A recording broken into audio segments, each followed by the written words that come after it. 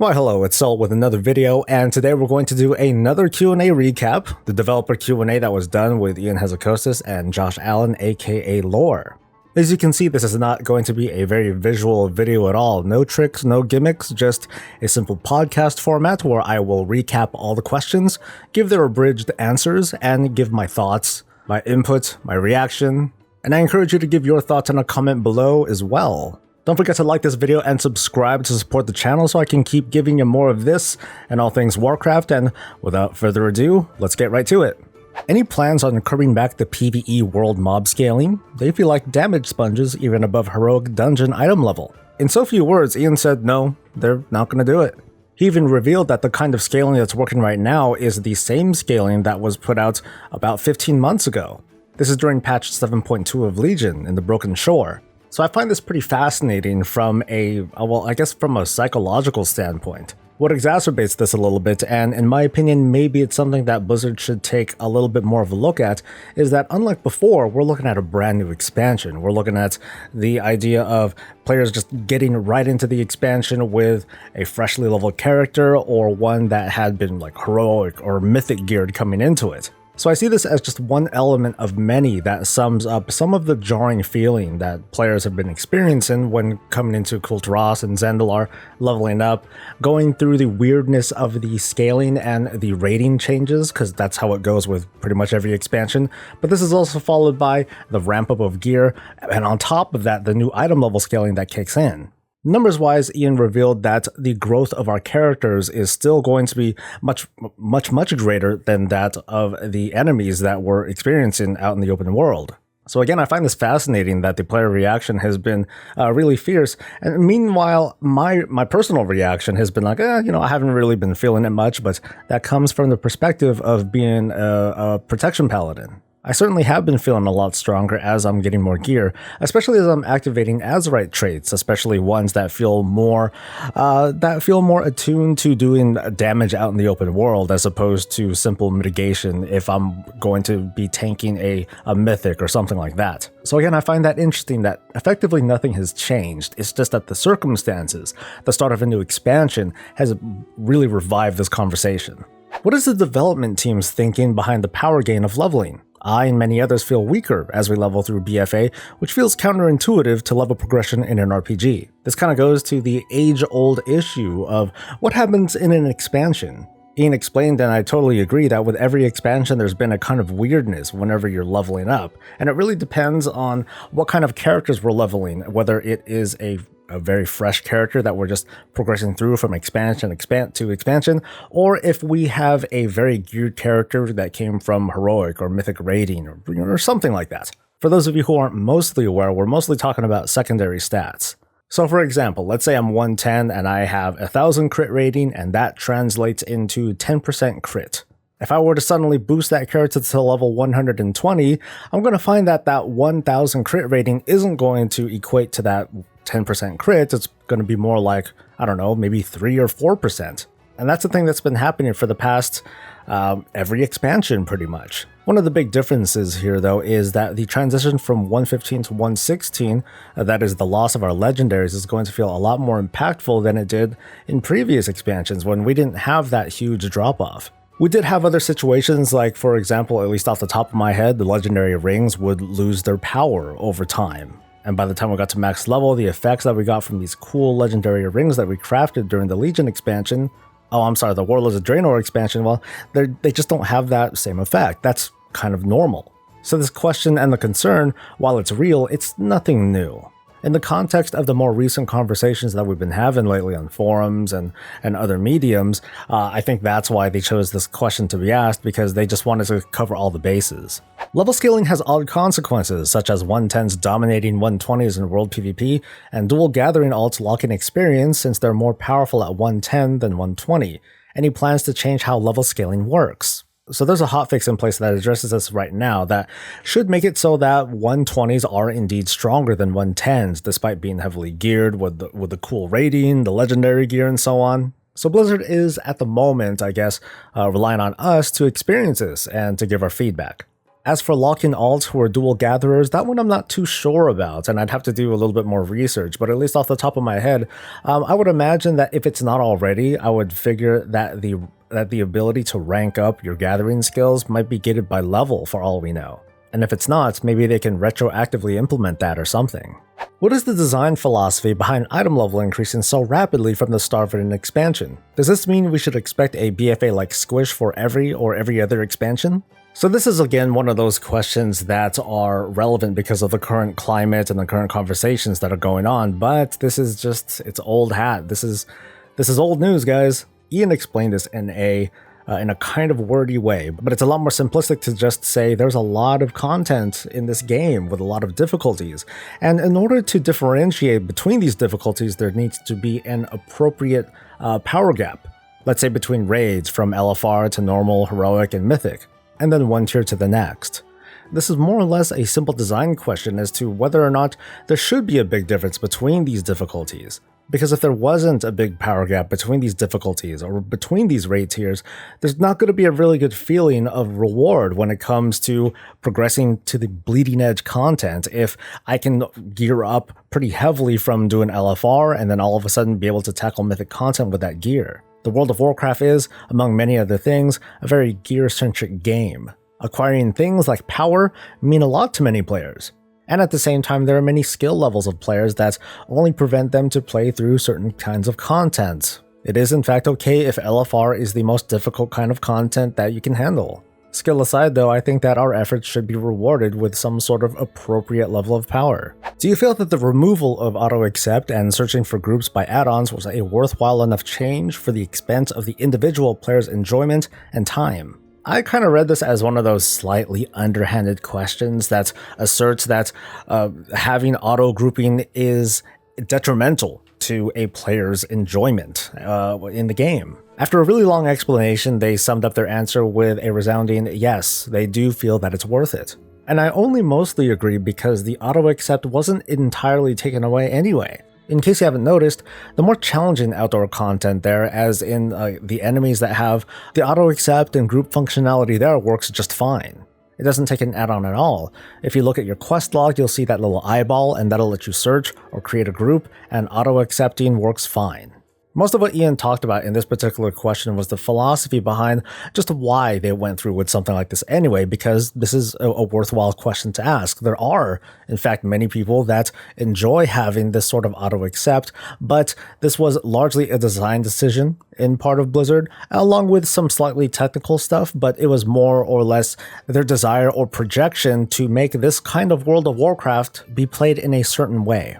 I'm paraphrasing because I agree, I think like 98 to 100% of what Ian was talking about here. But what Blizzard seems to want to design for players is a game that is about completing objectives and doing quests and not simply traveling to these areas and otherwise trivializing it with the push of a button and taking advantage of the efforts of others. That's something that they didn't talk about.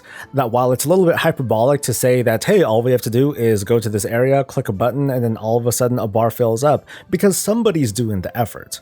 The somebody might be you who's hoping that other people are also going to help contribute to this. Killing the mobs, clicking the thing, opening this and that. But on top of that, I feel that the World of Warcraft is more than just traveling to this certain place, clicking a button, and letting the faces and, temporarily teaming up with the faceless pugs that you don't even so much as say a word to.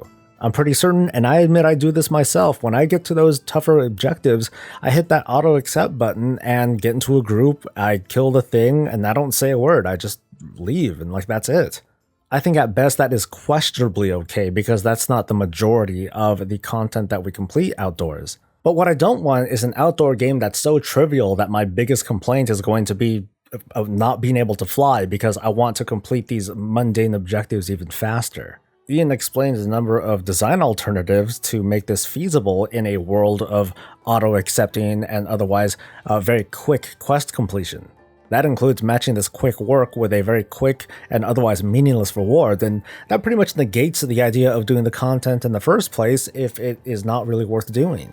The other alternative is making all these quests incredibly hard, either to double or triple the objectives needed, or making mobs in the outdoor world even tougher. which then brings us to the point where we need to be grouped, and I don't think that's something that players really desire either. I think that in the future, there can be some cool ideas to promote building groups, and this is apart from just the community, so I'm talking about a way to kind of marry the idea of auto-grouping, but at the same time make quests feel a little bit more meaningful and to increase the social interaction.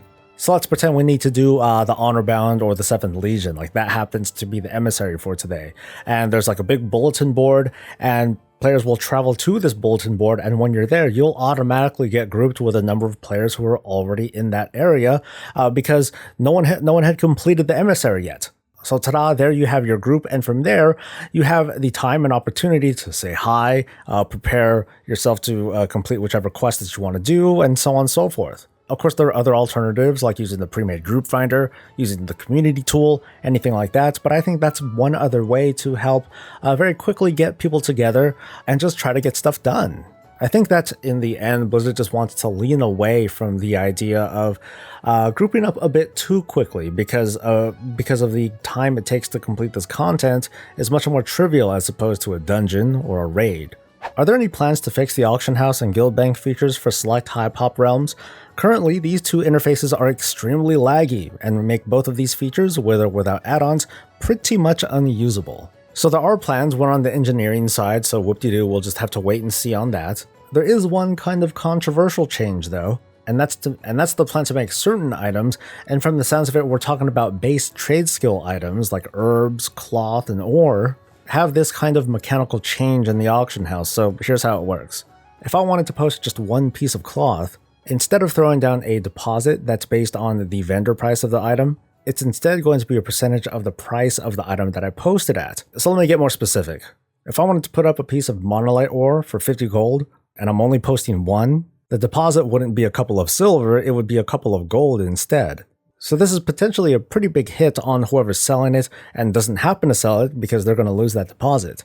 This is all an effort to just curb the idea of having all these single items posted because it's pretty damn annoying. Here's the thing though, if you're messing with the auction house, folks like us are going to do one of several things. One is to behave as Blizzard intended and just abandon the practice.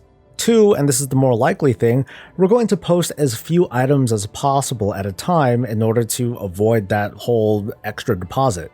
Now that's nice, but instead why don't we just limit ourselves to only post a minimum amount of these materials, like let's say 20.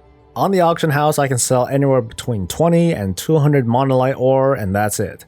No more stacks of 17 or 12 or anything like that. 20 sounds like a nice round number. Anyway, the last option we would take is to just not care anyway and still post stacks of 1 regardless. One of the reasons why people post in stacks of 1 is to kind of curb the prices of stuff. By posting multiple items in stacks of 1, you provide the opportunity for other people to undercut that particular price and otherwise drive prices down. So I have a feeling that this fix that Blizzard is going to put in is just going to be one of several that they're going to experiment with. I mean, maybe this will work, but I have a feeling that we're just playing whack-a-mole here. There's probably going to be more that needs to be done. Are you going to put guild permissions back to how they were before? The current system is very restrictive and it makes it harder to run a guild, which is arguably the backbone of all communities in WoW. I want to give Ian a shout out by saying yes, that guilds indeed are the backbone of the communities of WoW, but at the same time I want to kind of give them a dirty look because, well, we still don't have a good guild finder. Anyway, Ian explained that some of the functionality that has been folded in to the very simplistic officer checkbox, that there wasn't a whole lot done with the manipulation of these permissions, at least according to the data that they have available. With that said, they're relying on feedback from us, the guild leaders and officers and members and so on, to basically make some noise about what kinds of permissions that we want to have back and just how much control we want. The other part of this answer, it kind of summed up to the idea that, well, when they created the entire community system and the guild upgrades or the new features that are included with guilds, that putting this all together made it really hard to implement guilds the way that they used to be. Hence why they're in the kind of brokener state that they are now. So again, Blizzard is just relying on us to point out what kind of features that we consider our favorites. I'm a very poor candidate of it because I guess I'm one of the people that didn't really care too much. But basically, let Blizzard know what you're looking for. Are there plans to expand on the communities feature to make them usable for larger communities, as in bigger character caps, calendar improvements like recurring events, more moderation tools, and others? The short answer was yes, they do plan on a number of features, most importantly with moderation. Since my community is really small, I haven't had to experience this, but it appears that larger communities, like the ones that already have a big social presence, that more moderation tools are necessary to keep bad players out, because if you happen to get kicked from your community, you can always use the invite link to get right back in. So that's one of the fixes that are being put in. Personally, I think that it would be awesome if there was some way to, I don't know, like maybe if not search for communities, which is something that I do want, that there can be like a brief community spotlight. Hey, check out this community. This is what they do and they're really awesome. I guess the problem with that though is that because the world of Warcraft is freaking big across each of the regions, that the current cap that's in place will kind of mess all that up. So I'm hoping that we can get a higher cap on that as well. However, again, I think that's kind of a BattleNet issue as well. I don't know if the community cap is somewhat equivalent to the BattleNet cap, but that's something I suspect. Island expeditions seem to be very unrewarding at the moment for the time spent in them. Any chance of having their rewards improved in some way to make them attractive after getting the big weekly Azerite bonus? So this is an interesting question because it highlights one of Blizzard's design philosophies on how they present content to us each and every week. In the case of Island expeditions, they don't have any plans to do any changes here because, well, once you get that nice, healthy Azerite bonus after completing that weekly goal, then you're done. Blizzard is okay with something like that when you can consider yourself done with something and that you can move on to other activities throughout the week.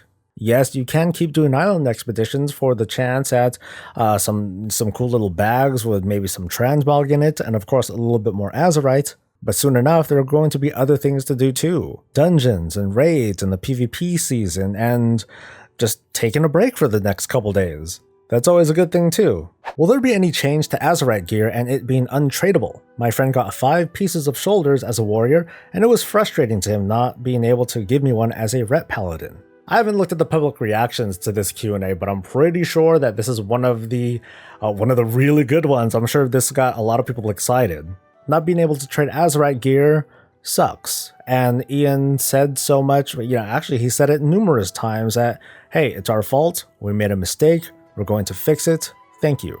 And I believe it was Laura who also highlighted this particular instance of feedback and reaction where it's easier for Blizzard to loosen things, as in a situation like this, rather than to take something away. I mean, basically the mistake that Ian and Blizzard made is that they underestimated the intelligence of players, which sounds mean, but to me that's kind of how it came off as. I believe in an earlier Q&A, Ian had said that he doesn't want to confuse players with having to deal with, hey, I want that piece of Azerite gear. No, I want that piece of Azerite gear because it's good for me. Oh, why is it good for you? Oh, because it does this.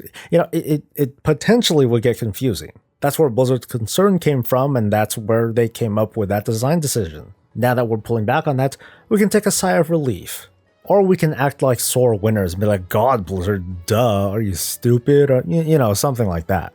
Explain the catch-up mechanic with artifact power. I've heard different things and I would like some info. Alright, so I can help with this one. Artifact power and knowledge gains are going to work very similar to how they worked in 7.3 of Legion, as in it's going to be automatic. No more books to wait for, and the idea of knowledge, well, that's pretty much going to go away because every Tuesday it's just going to go up. The other small reveal is that knowledge is going to kick in, at least according to them, it's going to kick in next week.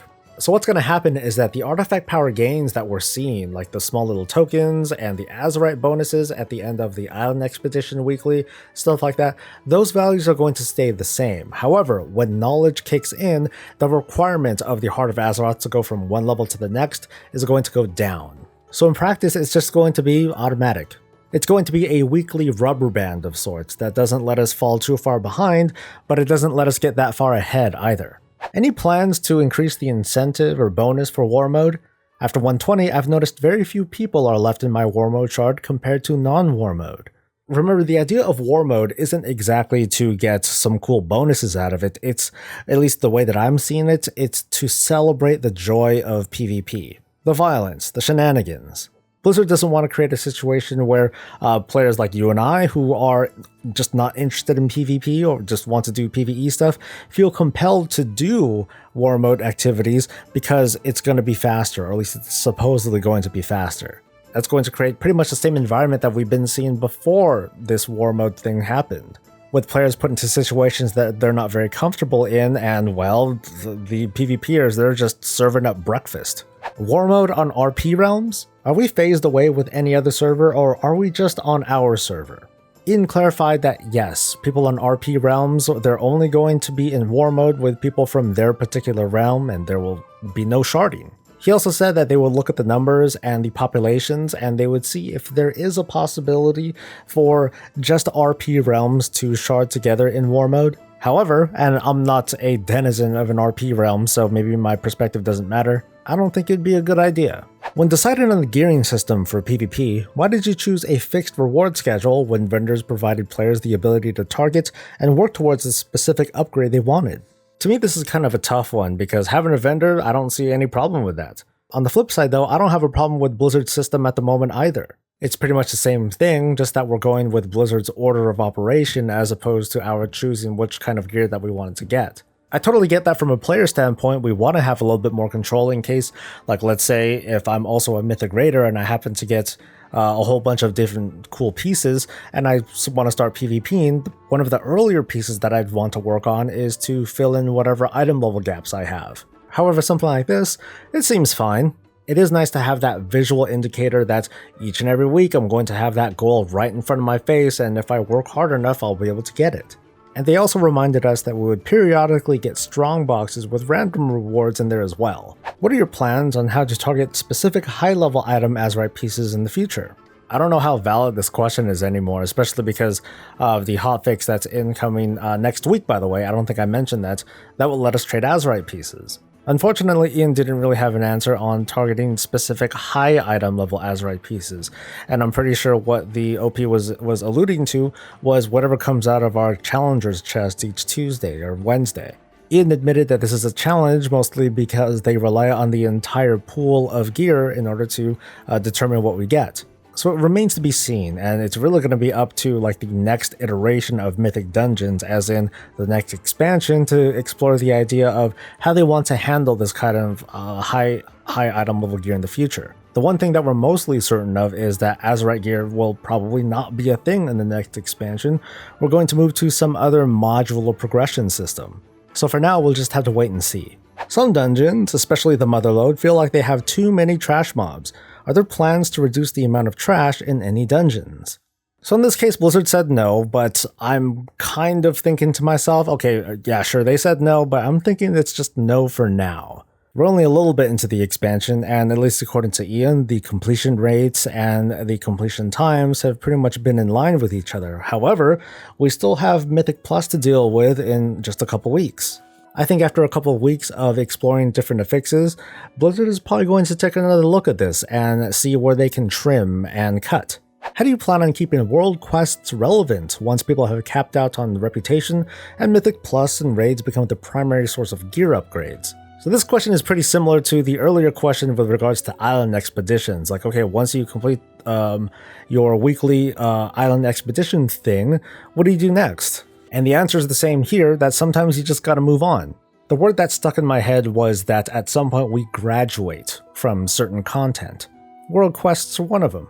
And Ian underlined this by pointing out that no longer is there a random box of goodies at the end of an emissary quest, that you know what the rewards are beforehand so that you as a player can make your decision as to whether or not you're going to give a damn about what activities you're going to be doing today, or what you're going to skip on and decide to either do something else, to play a different game, or to explore something new. Could we please have an update on new Worgen and Goblin models? You know, I'm surprised that they haven't answered this question before. And even though Ian gave a non-answer, basically they just said that, well, you know, when we let you know, we would rather show you pictures or, you know, rather show you than just tell you.